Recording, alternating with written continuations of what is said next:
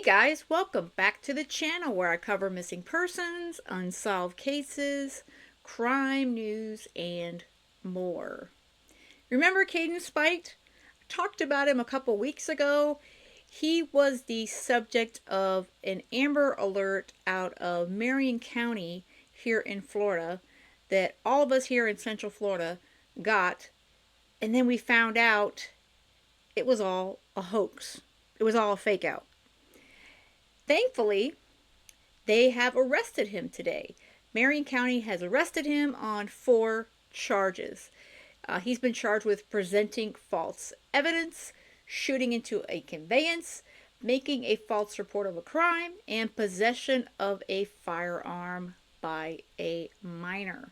So those are his 4 charges. Again, he was arrested today.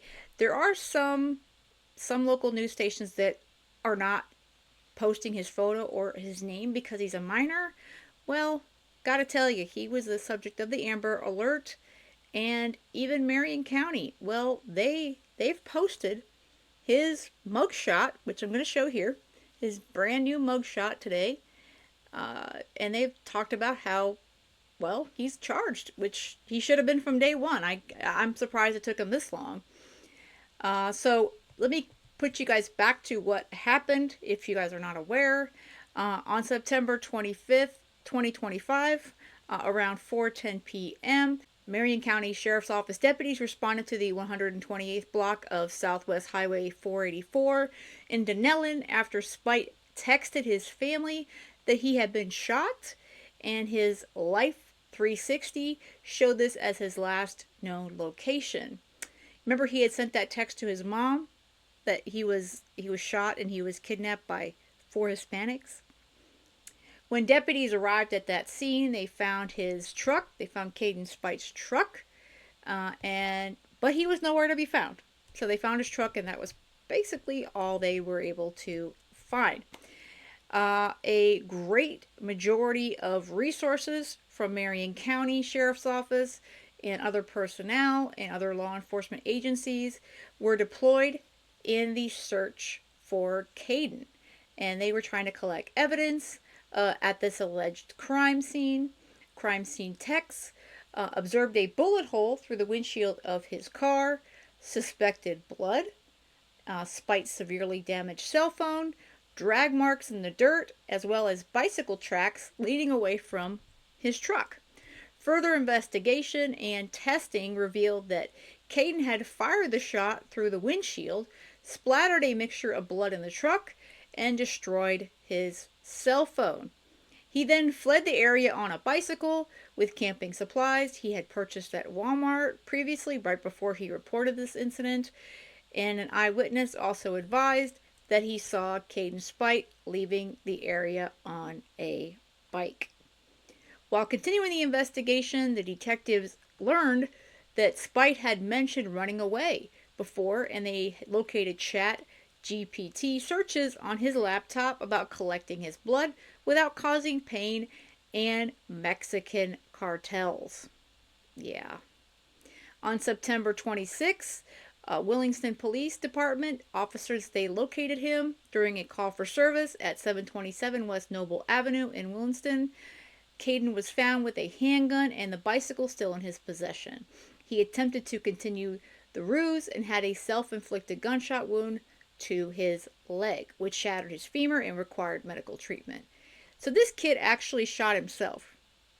It was all a bunch of crap, and because he thought, oh, if I shoot myself, they'll believe me.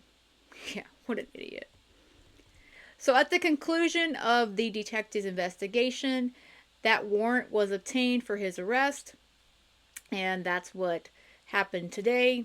He was transported to the Department of Juvenile Justice.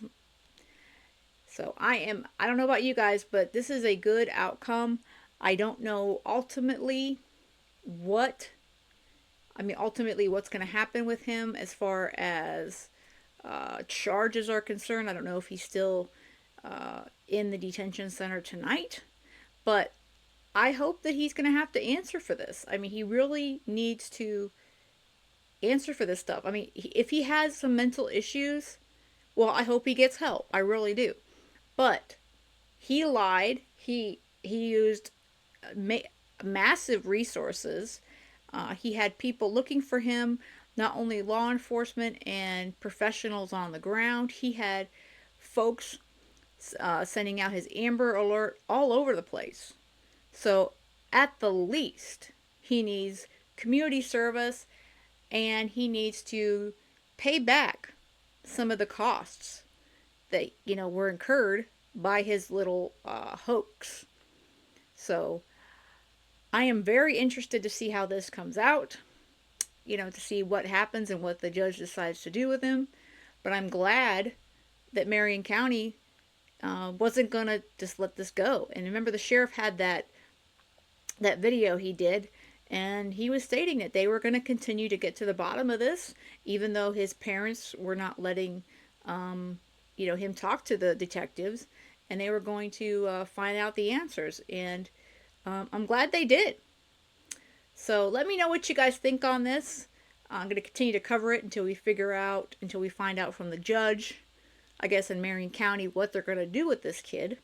Which really, he's almost an adult, because he's 17. Yeah, technically he's still a juvenile, but he's 17, so he'll probably be 18, very soon. I don't know when the kid's birthday is, but irregardless, this was an awful, awful idea, and they just need to figure out if he's got problems, he needs to fix them, and he needs to come out and say, yeah, I screwed up, and do some payback to the community in some way. Alright guys, that's all I've got for this one. I hope you have a great rest of the day, and most of all, stay safe.